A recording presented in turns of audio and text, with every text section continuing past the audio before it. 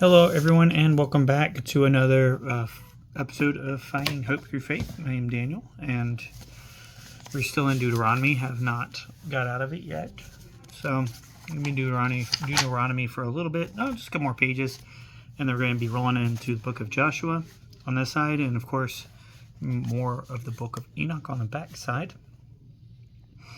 And so, last time we were together,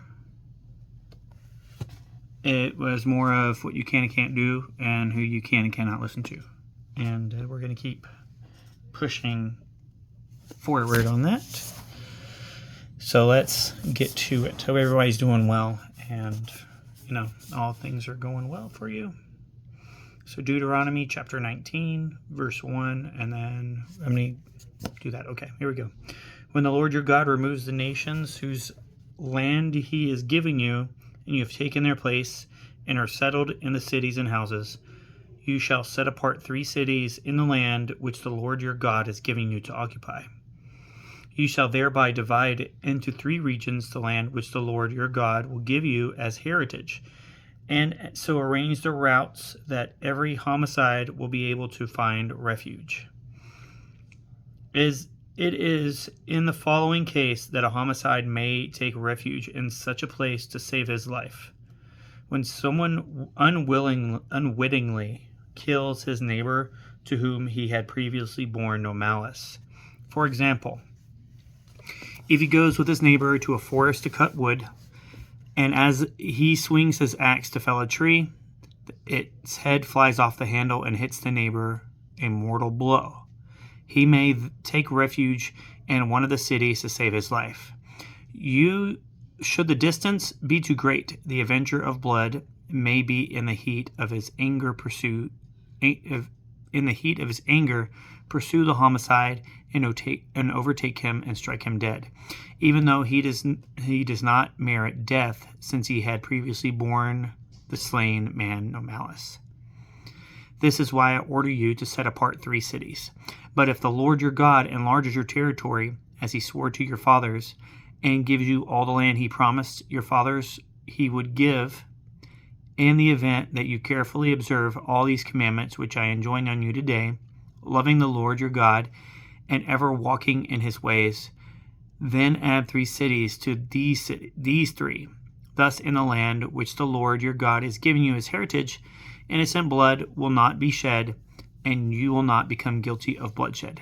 However, if someone lies in wait for his neighbor out of hatred for him, rising up against him, strikes him mortally, and takes refuge in one of these cities, the elders of his own city shall send for him and have him taken from there, and shall hand him over to be slain by the avenger of blood. Do not look on to him with pity, but purge from Israel the stain of shedding innocent blood, that you may prosper. You shall not move your neighbor's landmarks erected by your forefathers in the heritage you receive in the land which the Lord your God is giving you to occupy. One witness alone shall not take the stand against a man in regard to any crime or any offense of which he may be guilty. A judicial fact shall be established only on the testimony of 2 or 3 witnesses. If an unjust witness takes a stand against a man to accuse him of defection from the law, the 2 parties in the dispute shall appear before the Lord in presence of the priests or judges in the office at that time. And if after a thorough investigation the judges find that the witness is a false witness, and has accused his kinsman falsely, you shall do to him as he planned to do to his kinsman. Thus you shall purge the evil from your midst. The rest, on hearing it, shall fear and never again do a thing so evil among you. Do not look on such a man with pity. Life for life, eye for eye, tooth for tooth, hand for hand, and foot for foot. When you go out to war against your enemies, and you see horses and chariots and an army greater than your own, do not be afraid of them, for the Lord your God, who brought you up from the land of Egypt, will be with you. When you are about to go into battle, the priest shall come forward and say to the soldiers, Hear, O Israel, take you today you are going into battle against your enemies. Be not weak-hearted or afraid. Be neither alarmed nor frightened by them. For it is the Lord your God who goes with you to fight for you against your enemies and give you victory. Then the official shall say to the soldiers, is there anyone who has built a new house and not yet had their housewarming? Let him return home, lest he die in battle, and another dedicate it. Is there anyone who has planted a vineyard and never yet enjoyed its fruits? Let him return home, lest he die in battle, and another enjoy its fruits in his stead. Is there anyone who has betrothed a woman and had not taken her as his wife? Let him return home, lest he die in battle, and another take her to wife. In fine, the officials shall say to the soldiers, is there anyone who is afraid and weak-hearted? Let him return home, lest he make his fellows as faint-hearted as himself. When the officials have finished speaking to the soldiers, military officers shall be appointed over the army. When you may march up to attack the city, first offer in terms of peace. If it agrees to your terms of peace and opens its gates to you, all the people to be found in it shall serve you in forced labor. Wow. So we're just coming, and now we own you. It's fine. No, it's fine. We're so innocent. That's so wrong. But if it refuses to make peace with you and instead offers you battle, lay siege to it. And when the Lord your God delivers it into your hand, put every male in it to the sword. But the women and children and livestock and all else in it that is worth plundering, you may take as your booty. And you may use this plunder of your enemies, which the Lord your God has given you. This is how you shall deal with any city at a considerable distance from you, which does not belong to the peoples of this land, but in the cities of those nations which the Lord your God is giving you as a heritage. You shall not leave a single soul alive. You must doom them all, the Hittites, Amorites, Canaanites, and Perizzites, Hivites, and Jebusites, as the Lord your God has commanded you, lest they teach you and make any such abominable offerings as they make to their gods, and you thus sin against the Lord your God. When you are at war with a city and have to lay siege to it for a long time before you can capture it, you shall not destroy its trees by putting an axe to them. You may eat their fruit, but you must not cut down the trees. After all, are the trees of the field men, that they should be included in your siege? However, those trees which you know are not fruit trees you may destroy, cutting them down to build siege works with which to reduce the city that is resisting you. Fantastic. More bloodshed and violence. Yay! All right, on to chapter 21. If the corpse of a slain man is found lying in the open on the land which the Lord your God is giving you to occupy, and it is not known who killed him, your elders and judges shall go out and measure the distances between the cities that are in the neighborhood of the corpse. When it is established which city is nearest the corpse, the elders of that city shall take a heifer that has never been put to work as a draft animal under a yoke, and bringing it down to a wadi with an overflowing stream at a place that has not been plowed or sown, they shall cut the heifer's throat there in the wadi. The priest, the descendants of Levi, shall also be present, for the Lord your God has chosen them to minister to him and to give blessings in his name. And every case of dispute or violence must be settled by their decision. Then all the elders of that city nearest the corpse shall wash their hands over the heifer whose throat was cut in the wadi, and shall declare, our hands did not shed this blood, and our eyes did not see the dead. Absolve, O Lord, your people Israel, whom you have ransomed, and not let the guilt of shedding innocent blood remain in the midst of your people Israel. Thus they shall be absolved from the guilt of bloodshed, and you shall purge from your midst the guilt of innocent blood, that you may prosper for doing what is right in the sight of the Lord. It's like, it's kind of good mixed signals, because it's saying don't kill, but then it's like, just kill everybody. I don't know, man. It seems kind of weird. All right. When you go out to war against your enemies, and the Lord your God delivers them into your hand so that you can take captives, if you see a comely woman among the captives and become so enamored of her that you wish to have her as wife, you may take her home to your house. But before she may live there, she must shave her head and pare her nails, and lay aside her captive's garb. After she has mourned her father and mother for a full month, you may have relations with her, and you shall be her husband, and she shall be your wife. No choice. There's no choice. I don't understand that. You don't get a choice. Now you're mine. Like, people own people, and it's wild. Even back then, it's wild. However, if later on you lose your liking for her, you shall give her her freedom if she wishes it, but you shall not sell her or enslave her, since she was married to you under compulsion.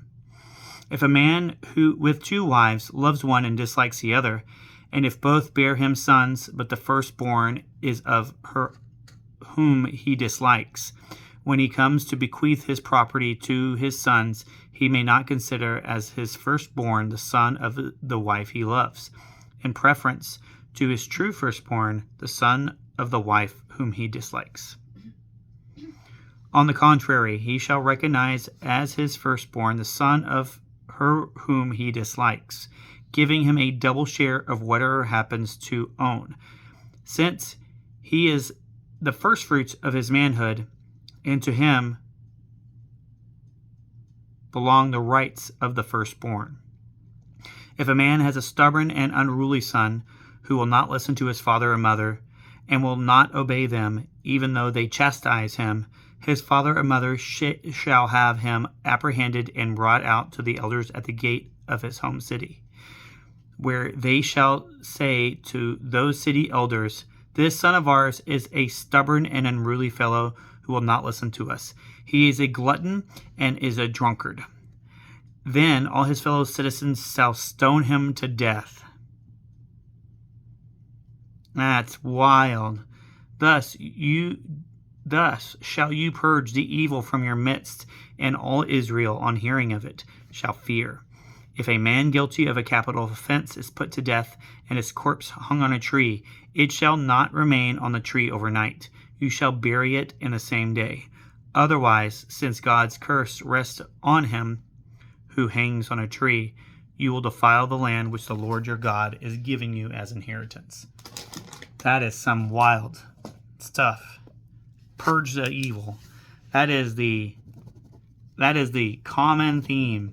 Purge the evil. Purge the evil. Keep purging that evil. Whew. Maybe that's the only way to do it. Maybe the only way to purge the evil is to do what it says. I don't know. I'm just a person. I have no idea. On to Book of Enoch. We're in Book of Enoch, the first book, and chapter 23.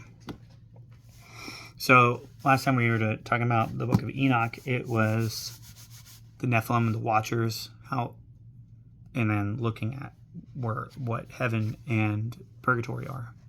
It's great. Let's keep going. Enoch, Book 1, chapter 23. From thence I went to another place to the west of the ends of earth, and I saw burning fire which ran without resting, and paused not from its course day or night, but ran regularly. And I asked, saying, What is this which rests not? Then the angel, one of the holy angels, who was with me, answered me, and said unto me, This course of fire which thou hast seen is the fire in the west, which persecutes all the luminaries of heaven, the 7 mountains in the northwest, and the tree of life. From now we're chapter 24, And from thence I went to another place of the earth, and he showed me a mountain range of fire which burnt day and night. And I went beyond it, and saw 7 magnificent mountains, all differing each from the other, and the stones thereof were magnificent and beautiful, magnificent as a whole, of glorious appearance and fair exterior. 3 towards the east, one founded on the other, and 3 towards the south, one upon the other. And deep, rough ravines, no one of which joined with any other. And the 7th mountain was in the midst of these, and it excelled them in height, resembling the seat of a throne, and fragrant trees encircled the throne. And among them was a tree such as I had never smelt, neither was any amongst them, nor were the others like it. It had a fragrance beyond all fragrance, and its leaves and blooms and wood would wither not forever. And its fruit is beautiful, and it is fruit, resembles the dates of a palm. Then I said, how beautiful is this tree, and fragrant, and its leaves are fair, and its blooms very delightful in appearance. Then answered Michael, one of the holy and honored angels who was with me, and it was their leader. And he said unto me, Enoch, why dost thou ask me regarding the fragrance of the tree, and why dost thou wish to learn the truth? Then I answered him, saying, I wish to know everything, but especially about this tree. And he answered, saying, This high mountain which thou hast seen, whose summit is like the throne of God, is his throne, where the holy great one, the Lord of glory, the eternal King, will sit, when he shall come down to visit the earth with goodness. And as far as for his fragrant tree, nor mortal is permitted to touch its goodness. And as for the fragrant tree, no mortal is permitted to touch it until the great judgment. I think I said that again.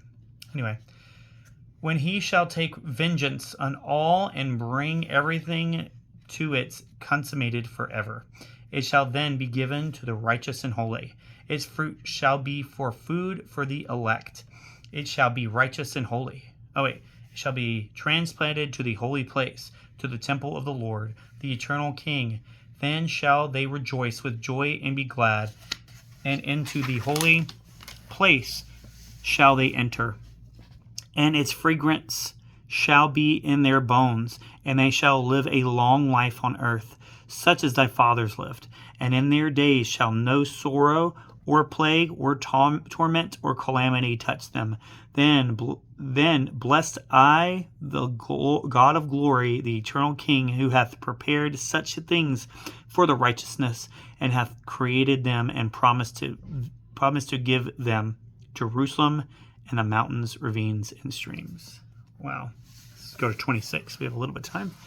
And when I went from thence into the middle of the earth, and I saw a blessed place, in which there were trees with branches abiding and blooming of a dismembered tree. And there I saw a holy mountain, and underneath the mountain to the east there was a stream that flowed towards the south. And I saw towards the east another mountain higher than this, and between them a deep and narrow ravine. In it also ran a stream underneath the mountain. And to the west thereof there was another mountain, lower than the former, and of small elevation, and a ravine deep and dry between them. And another deep and dry ravine was at the extremities of the 3 mountains, and all the ravines were deep and narrow, being formed of hard rock, and trees were not planted upon them.